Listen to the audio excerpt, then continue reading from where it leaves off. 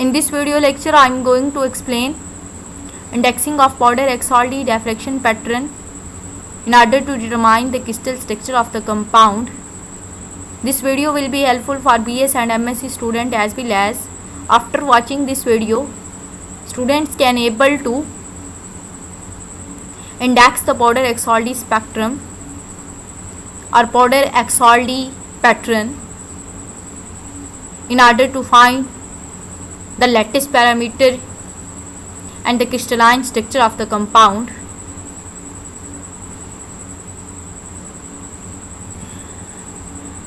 Indexing is a process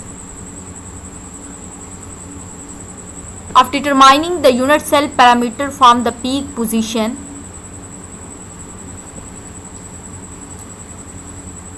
that is obtained after powder XRD analysis of a crystalline compound. To index the powder pattern, it is necessary to assign the Miller indices value to each peak in order to determine the structure of the compound.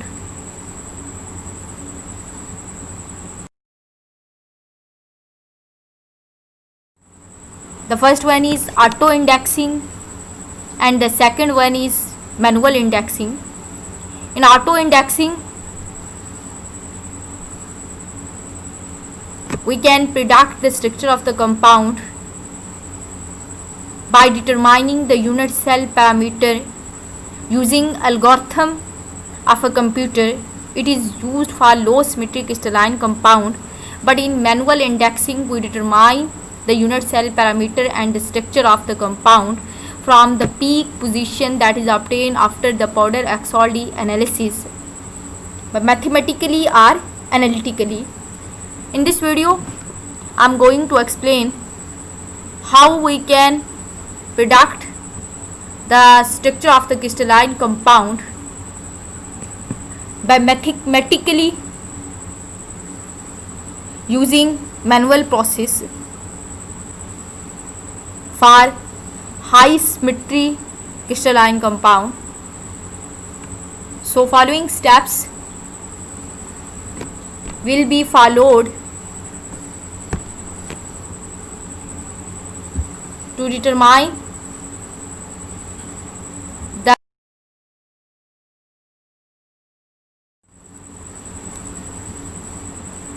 first of all, we identify the major peaks of the spectrum that is obtained after powder XRD analysis. Second step में आप sine square theta की value को determine करते हो, और in third step you can calculate the ratio of sine square theta to the minimum value of sine square theta in order to predict the Miller indices value. In third step,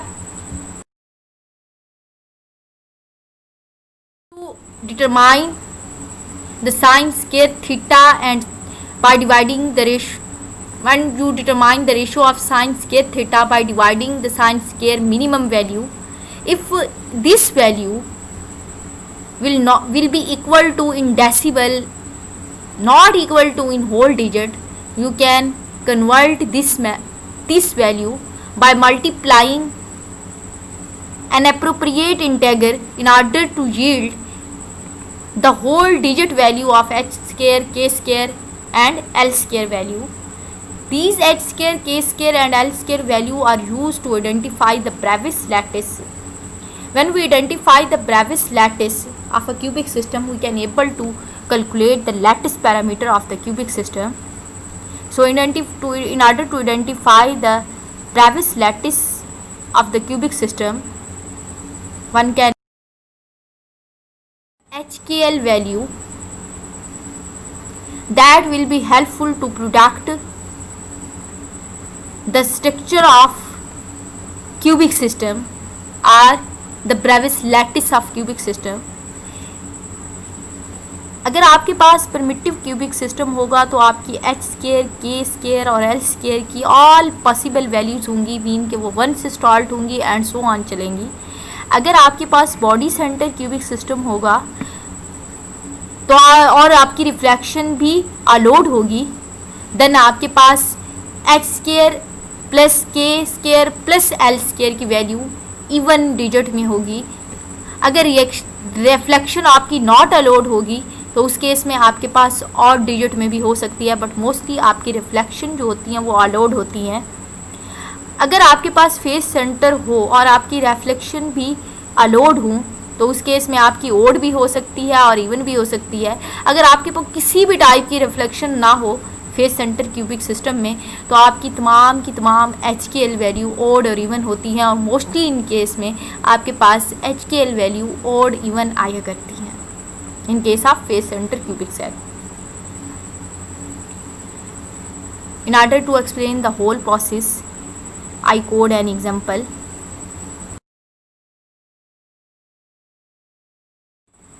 इस example में अगर आप देखो तो ये aluminium का एक्सऑल्डी spectrum है, that is obtained after the analysis of aluminum crystal. We don't know which type of aluminum crystal, what is the crystal structure of the aluminum, if cubic or other. If it is cubic तो what will be its Bravais lattice की base centre है, cubic base centre है या फिर आपके पास primitive है। तो इस पर्पज़ के लिए आपको सबसे पहले क्या करना होता है कि अगर आपको डाटा प्रोवाइड किया गया हो in the form of theta and in the form of intensity, तो you can use this data and draw a graph using MS excel. तो इस पर्पज़ के लिए सबसे पहले आपको इंटेंसिटी को वाई एक्सिस पे लेना होता है और थीटा वैल्यू को एक्स एक्सिस पे लेना होता है, और उसके बाद आपने क्या करना होता है, ग्राफ प्लॉट करना होता है। जब आप ग्राफ प्लॉट कर लेते हैं तो आपको मेजर पीक आइडेंटिफाई करनी होती हैं। The major peaks are that type of peaks having maximum intensity value, और आपको at least 8 to 10 major peak select करना होती हैं और उन मेजर पीक की theta value and intensity value को असाइन करनी होती हैं। वो the theta value is the most important for the production of XRD spectrum, for the interpretation of the XRD spectrum in order to determine the crystalline compound, but intensity will be mentioned because which one is intensity is used, which one is the major peak, कि major peak आपकी कौन सी है, तो इस purpose के लिए आप intensity को मेंशन करते हो और थीटा वैल्यू आप फर्दर पर्पज़ के लिए यूज़ करते हो। कीप इन माइंड कि these the x axis 2 theta value will be taken. तो आपको क्या करना होगा, थीटा को डिवाइड करना होगा 2 पे और थीटा वैल्यू को क्या करना होगा, ऑब्टेन होगा फॉर नेक्स्ट प्रोसेस। तो नेक्स्ट प्रोसेस में आपको क्या मेंशन करना है, फर्स्ट में आपने आइडेंटिफाई कर लिया कंपाउंड की पीक्स को, एक्सऑल्डी स्पेक्ट्रम की पीक को, और उसके बाद 2 थीटा वैल्यूज़ के ऊपर असाइन कर दी मेजर पीक्स पे। नेक्स्ट स्टेप में आप क्या करेंगे कि आप साइन स्क्वायर थीटा की 2 theta value will be mention in each case. आपने वहाँ से मेजर पीक डिटरमाइन की, उनको प्रोडक्ट किया और 2 थीटा वैल्यू मेंशन की। Then you have to find sine square theta, then you have to find the ratio between the maximum value, the ratio between the sine square theta to the minimum value. और अगर आपके पास इस ratio का answer whole integral form में नहीं है, आपका whole digit form में नहीं है, तो फिर आप इसको 2 से मल्टीप्लाई भी कर सकते हैं, 3 से मल्टीप्लाई भी कर सकते हैं एंड सो ऑन की इवन आपके पास इसका आंसर होल डिजिट्स में होना चाहिए। देन आप एच स्क्वायर के स्क्वायर और स्क्वायर की वैल्यू डिटरमाइन करोगे और after that you can able to predict the H K L value of each and every peak. The major peak was 1 2 3 4 5 6 7 8 in the law spectrum, so I assign the 2 theta value of each and every peak. In next step I take sine 2 square theta value of each and every peak. The value of sine square theta for first peak is 0.1083, second 0.1444, third 0.2888, fourth 0.3972, fifth 0.4333, sixth 0.5776, seventh 0.6859, 8.7220. In next step you have to find the ratio between sin square theta and the minimum value of sin square theta.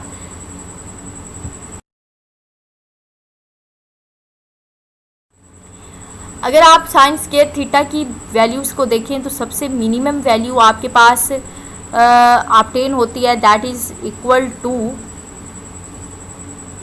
0.1083. So you can divide the all values of sin square theta by 0.1083, then you get answer 1.00, 1.33, 333, 2.667, 3.667, 4.00, 5.33, 333, 6.33 and 6.66, 666. अगर आप इन values को देखो तो आपको 100% clear है कि आपके पास कुछ डिजिट्स होल फॉर्म में हैं, but some digits are not in whole form, whole digits में नहीं है. जैसे आपके पास 1 है तो 1 तो होल डिजिट्स में है, 1.33 आपका होल डिजिट में नहीं है. तो आप क्या करेंगे कि इन तमाम डिजिट्स को होल में कन्वर्ट करने के लिए आपने इन तमाम वैल्यूज़ को 2 से मल्टीप्लाई करना होगा. आप 1 से फिर ऑनवर्ड 2 पे जाएंगे. जब आप 2 से मल्टीप्लाई करोगे तो आपके पास देन कुछ डिजिट्स जो होंगे वो आपके डेसिमल में फिर भी एग्जिस्ट कर रहे हैं, कुछ डिजिट्स आपके राउंड ऑफ हो गए हैं 2 एंड 2.66. फिर आप इससे क्या करोगे, इन्हें 3 से मल्टीप्लाई करोगे. किस वैल्यू को? फर्स्ट वन को. Never multiply the second one by 3, mean कि 2 multiply by sine square theta over sine theta square की वैल्यू को आप जो आपके पास ऑब्टेन हुई है 2, उसको आप 3 से मल्टीप्लाई नहीं करेंगे. आप 3 से मल्टीप्लाई करेंगे फर्स्ट वन वाली को 1.00 को. तो तब आपके पास 3.00, 4.00 एंड 8.00, 11.00, 12.00, 15.998, 18.998 एंड 19.998. अगर आप देखें तो अब आप राउंड ऑफ कर सकते हैं. आपके पास 3 वैल्यूज़ हैं जो आपके पास 9999 के डिजिट में है, तो इनको आप राउंड ऑफ कर सकते हो. तो आपको नेक्स्ट डिजिट की तरफ मूव करने की अब ज़रूरत नहीं है, because by multiplying with digit 3 it will be round of.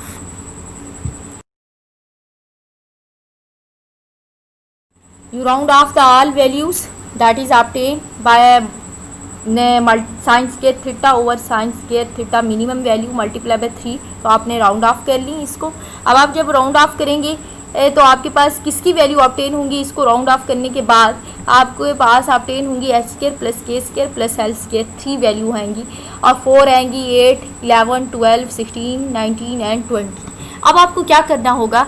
अब आपको first of all H K L value determine करनी होगी. आप एच के एल वैल्यू किस तरह से डिटरमाइन करोगे? आप इस तरह से डिटरमाइन करोगे, आप कहोगे कि अगर इट्स मीन दैट ये H square K square L square is equal to 3, it's mean that कि आपके एच स्क्वायर के स्क्वायर और एल स्क्वायर का आंसर क्या आया है? 3 आया है. आपकी एक पॉसिबिलिटी ये हो सकती है कि एच की आप 1 वैल्यू रखें, एच का स्क्वायर लें 1 आएगा. के की 1 वैल्यू लिखें, के का स्क्वायर लें 1 आएगा. एल की 1 वैल्यू रखें, एल का स्क्वायर लें 1 आएगा. तो इसी तरह से एक प्लेन आपकी 1 1 1 की बन जाएगी सिस्टम में, क्यूबिक सिस्टम में. अगर आप इसके अलावा भी कोई पॉसिबिलिटी देख सकते हैं कि आपके पास टोटल आंसर क्या आना चाहिए? 3 आना चाहिए. अगर आप इस तरह से करें कि एक वैल्यू आप 2 कर लो, एक 0 कर लो और एक 1 कर लो. जब आप 2 का स्क्वायर लोगे तो आपके पास क्या आंसर आएगा? आपके पास 4 आएगा और 4 + 1 करेंगे तो आपका टोटल आंसर 5 आएगा. तो इट्स मीन कि 201 की प्लेन एग्जिस्ट नहीं करेगी. तो आपने इस तरह की पॉसिबल कम्बिनेशन बनाने होंगे कि आपका टोटल सम 3 के इक्वल हो. अब आप देखो तो ये आपके पास 1 1 1 है, इसके अलावा इसकी कोई पॉसिबिलिटी नहीं हो सकती. अगर आप सेकंड की बात देखो तो H square K square L square की वैल्यू आपके पास 4 है. तो अगर आप इसकी पॉसिबल प्लेन बनाएं तो आपके पास क्या होगा? अगर एक्स एक्सिस पे आपकी 2 पे कट कर रही है, या तो आपकी 1 पे कट कर सकती है या फिर आपकी 2 पे कट कर सकती है. अगर आप 1 पे कट करते हो एच स्क्वायर को और 1 पे कट करते हो के को और 1 पे कट करते हो एल को, तो 1 1 आता है, जिसका आंसर आपके पास क्या आता है? 3. तो ये तो आपकी पॉसिबल प्लेन नहीं हो सकती. अगर आप देखते हो कि एच स्क्वायर को आप 2 कर दें तो आपकी एक प्लेन 2 का स्क्वायर इज इक्वल टू 4. तो आपकी 2 बाकी आप 0 कर दें, पॉसिबिलिटी आप इसको भी 0 रखें, इसको भी 2 0 0 की आ जाएगी, इसे और 0 2 0 की आएगी, 0 0 2 की आएगी. ये तमाम प्लेन आपके पास क्या होंगी? पॉसिबल होंगी. 8 की बात करो तो इसी तरह से आप 8 की प्लेन भी बना सकते हैं. 2 2 0 की प्लेन बना ली. इस आई मेंशन ओनली 1 आप पॉसिबल प्लेन्स बना सकते हैं. 11 की बनाएं, इसी तरह से 12 की बनाएं, 16 की बनाएं, 4 0 0 है, 19 की बनाएं, एंड 20 में तमाम HKL वैल्यूज़ आपके पास क्या होगी, एग्जिस्ट होगी। अब आपने ये चीज़ मेंशन करनी होगी कि ये answer H square, K square, L square 3, 4, 8, 11, 12, 16, 19 and 20 it is mixture of, it is actually mixture of odd even. ये क्या है, आपके पास ओड इवन का मिक्सचर है, क्योंकि 3 आपके पास ऑड है, 4 आपके पास इवन है, फिर आपके पास 8 इवन है, 11 ऑड है, इवन ऑड, ये वाली वैल्यूज़ अगर आपके पास ऑब्टेन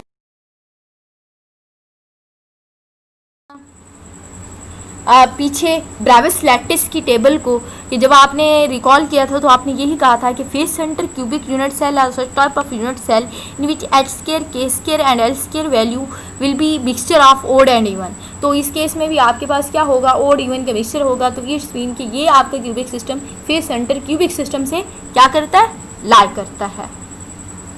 तो अब आपको जब ये 100% श्योर हो गई, श्योरिटी हो गई ये फेस सेंटर क्यूबिक सिस्टम से लाई करता है, देन आप साइंस के थीटा की वैल्यू और इसको साइंस के थीटा को ब्रैक्स का और HKL वैल्यू डी स्पेसिंग की वैल्यू पुट करते हुए एक रिलेशनशिप फाइंड करेंगे। उसमें आपने क्या करना होगा कि आपने लैटिस पैरामीटर A की वैल्यू पुट करनी होगी, क्योंकि क्यूबिक सिस्टम में A = B, B = C, तो C आपने तमाम लैटिस पैरामीटर आपके पास इक्वल होते हैं तो आप एक कांस्टेंट यूज़ कर सकते हो that is equal to A।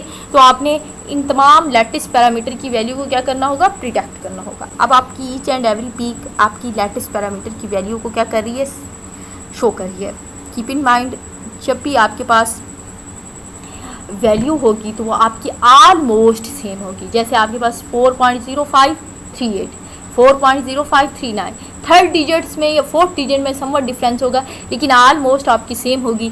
तो इट्स मीन कि आपका जो सिस्टम है उसमें जो आपके लैटिस पैरामीटर हैं वो तमाम के तमाम सेम हैं और आपका system face centre cubic system से क्या करता है, बिलोंग करता है। तो आपने लैटिस पैरामीटर आपने क्या करना होगा कि इन तमाम लैटिस पैरामीटर की एवरेज वैल्यू निकालेंगे और this average value will be equal to the lattice parameter of A, B, C of the cubic system, that is face center cubic unit cell. This lecture, I hope you got the point. In next video I will explain to interpret the powder Axoldi spectrum for high symmetrical compound by using computer.